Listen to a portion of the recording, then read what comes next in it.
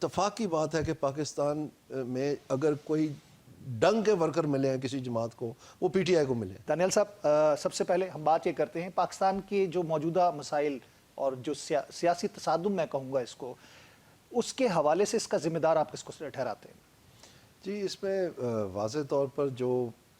P T I ہے وہ ایک مثلا ان کی لیڈرشپ کم از کم میں کہوں گا کہ ایک بگڑے بچے کی طرح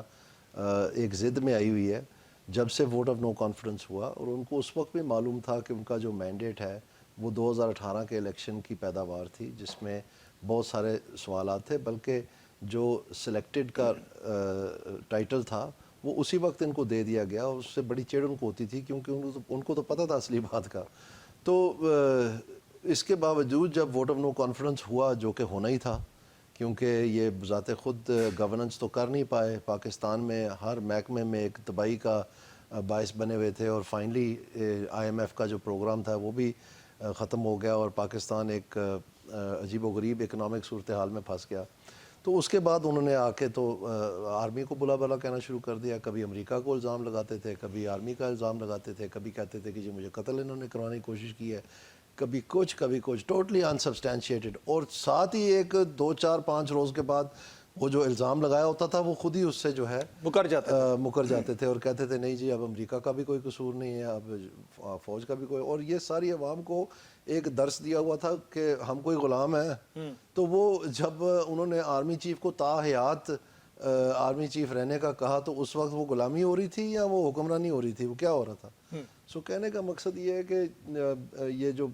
اس ضد میں سے نکل کے تو اب انہوں نے یہ سچویشن کریٹ کر دی، اب کبھی یہ 9 مئی کرتے ہیں، کبھی یہ لاک ڈاؤن، کبھی یہ پرانی عادتیں جو ہے، اس وقت تو امپائر کی انگلی تھی، تو اب ان کو پہلی مرتبہ سمجھ آ رہی ہے کہ امپائر کی انگلی نہیں ہے۔ تو یہ جو کچھ جس کی یہ کمپلینٹ کر رہے ہیں ایکچولی یہ سارا معیار عمران خان نے تیار کیا ہے۔ صحیح، یہ میڈیا کے اوپر گیگ لگانا، یہ اینکروں کو نکلوانا، یہ جتنا بھی پولیس کا استعمال ہے، یہ کہتا تھا باقاعدہ کہ میں رلاؤں گا تمہیں، یہ باقاعدہ ان کا تکیہ کلام تھا، اور اس کے ذریعے سے اپنے مخالفین کو ڈی جی ایف آئی اے کو بلا کے کہہ دینا کہ جن کے اوپر مقدمے بنائے، دہشت گردی کے مقدمے بنائے، یہ اپنا ڈسینشن کے مقدمے بنائے، اور اس طرح کی چیزیں جو ہیں ساری جو ان کے یہ خود ہی انہوں نے کی۔ اور اب جب کہ وہ گنگا دوسری طرف بہہ رہی ہے تو اب بڑی تکلیف ہو رہی ہے۔ تو یہ دیکھیں پاکستان میں ہم سمجھتے تھے کہ یہ مشکل سے اسمبلیاں 5 سال کرنی پوری ہوئیں اور ایک چارٹر آف ڈیموکریسی ہوئی، اور اس کے ذریعے سے ہم نے سمجھا کہ شاید کوئی معاملات جو ہے کسی اور ڈگر پہ چلیں گے، کچھ بہتری آئے گی۔ تو یہ تھرڈ پلیئر جو ہے یہ پھر جس کو 18 سال ایک سیٹ بھی نہیں ملی، ان کو پھر ڈالا گیا، اور یہ ساروں سے جو ہے نا چھپے رستم نکلے اور تباہی مچائی پاکستان کی بھی اور تمام اداروں کی بھی۔ اور اب جو ہے چونکہ وہ ایک روندے بچے کی طرح یا وکٹیں اٹھا کے بھاگنے کی تیاری ہے، مطلب کہ سمجھ نہیں آتی بات کی بھئی آپ اپوزیشن میں ہیں، آپ اپنے کیسز لڑیں۔ یہاں تک میں بالکل اگری کرتا ہوں کہ ان کو رہا کرنا چاہیے، میں بالکل اگری کرتا ہوں کہ ٹریبیونلز بننا چاہیے، میں بالکل اگری کرتا ہوں کہ انصاف جو بھی ان کی سیٹیں ہیں جو ہائی کورٹ سپریم کورٹ نے فیصلے کیے ہیں وہ ان کو ملنے چاہیے۔ لیکن اسلام آباد میں یہ جو مختلف قسم کی ان کے خلاف اسٹیٹ کے اداروں کا استعمال ہو رہا ہے اور یہ چیز ہو رہی ہے، یہ بالکل نہیں ہونا چاہیے۔ I completely agree with that, but the point is کہ جب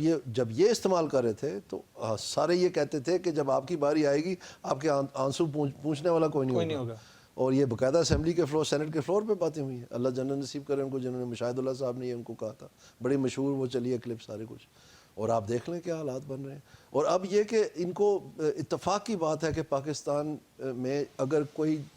ڈنگ کے ورکر ملے ہیں کسی جماعت کو، وہ پی ٹی آئی کو ملے ہیں۔ میں سلام پیش کرتا ہوں، اتنے وہ مطلب ڈائی ہارڈ اور کمیٹڈ اور سب کچھ، اور اتنی ہی الٹی لیڈرشپ جو ہے وہ یو ٹرن کی ماسٹر، 2 نمبری کی ماسٹر، غلط بیانی کی ماسٹر۔ اور میں سمجھتا ہوں کہ ایسے جو ورکر ہیں، جو پی ٹی آئی کے ورکر ہیں، جو نوجوان ہیں ان کے جو جتنے بھی ہیں، اگر ان کو یہ کوئی اچھی لیڈرشپ ملی ہوتی تو پاکستان تو ایشین ٹائیگر بن سکتا تھا ایسی پولیٹیکل فورس کے اوپر، لیکن الٹ کیا ہے کہ جی ڈائمنڈ کے کیرٹ کم ہے، یہ جی توشہ خانہ، یہ جی میں نے تو 190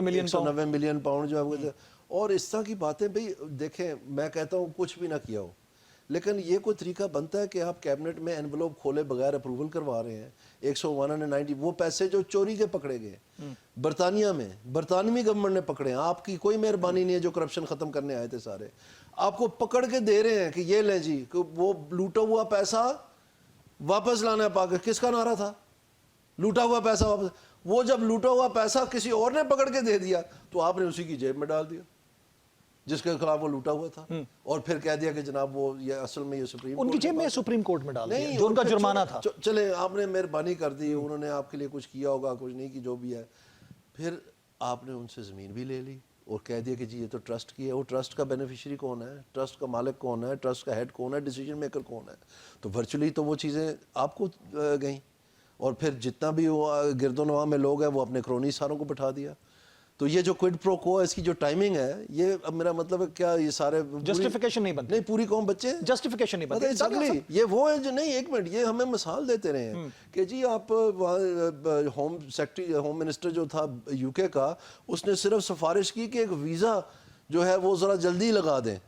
لگنا تھا وہ ذرا جلدی لگا دیں. جب وہ بات اخبار میں تو اس نے استعفیٰ دے دیا. یہ ہوتا ہے جی معیار, یہ ہوتا ہے جی طریقہ کار. اور یہ تمہارا طریقہ کار ہے 190 ملین کا کہ تم نے جا کے ٹرسٹ بنا کے زمینیں لے لی اس کے عوض میں, یہ تو تمہارا استعفیٰ نہیں بنتا تھا. تو میں مطلب ایک عجیب سی بات ہے بالکل ہی ایک.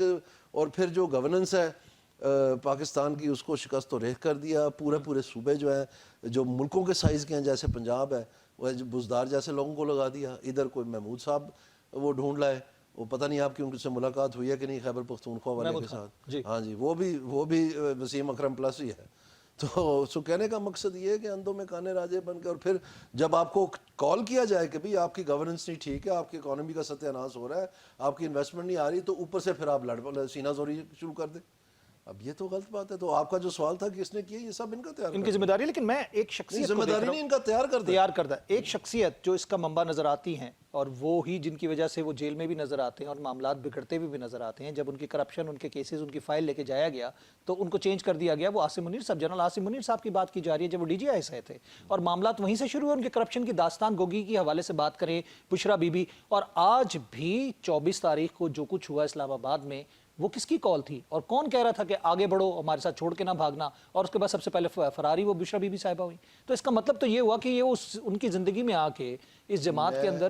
میں نے بہت سارے ٹی وی پروگرامز پہ یہ یاد دہانی کروائی ہے لوگوں کو کہ جس وقت یہ دھرنا دیا گیا تھا اور یہ آرمی پبلک اسکول کا سانحہ ہوا تھا, تو وہ اس کندھے پہ بندوق رکھ کے تو عمران خان صاحب جب فرار ہونے لگے, تو عورتیں جنہوں نے وہ کتنے مہینے گرمی میں, سردی میں, بارشوں میں, دھوپ میں, جیسے بھی ہے, وہ نکالے ان کے ساتھ, تو وہ لپٹ کے ان کے پاؤں سے رو رہی تھی کہ مت چھوڑ کے جائیں ہمیں, آپ نے تو کہا تھا کہ ہم نے حکومت نکال کے جانا ہے, ہم نے وہ نہیں کرنا. اور ان کی گاڑی کے آگے لوگ لیٹ کے تھے, آپ کو فوٹیج دکھائیں لوگوں کو. تو انہوں نے باقاعدہ اپنے پاؤں کی نوک سے ان کو ٹھوکر ماری اور دروازہ زور سے بند کیا